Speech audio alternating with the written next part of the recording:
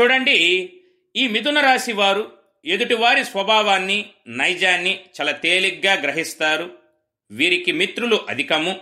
ఎంతటి కష్టాన్నైనా ఓర్చుకొని చాలా తేలిగ్గా వాటిని అధిగమిస్తారు. ఆకర్షణీయమైన వ్యక్తిత్వము, వాక్పటిమ, వినోద స్వభావం వీరిలో ఉంటుంది. వీరు చక్కటి ఆలోచనా పరులు, భవిష్యత్తుని ఊహించగలరు, సాత్విక ఆచరణ కలవారు. వీరు పరోపకారులు, దయగలవారు, బలవంతులు, కోమలమైన శరీరం కలవారై ఉంటారు. ఎక్కువగా ఒంటరితనాన్ని కోరుకుంటారు. విచారానికి, వాగ్వాదాలకు, కొట్లాటలకు చాలా దూరంగా ఉంటారు.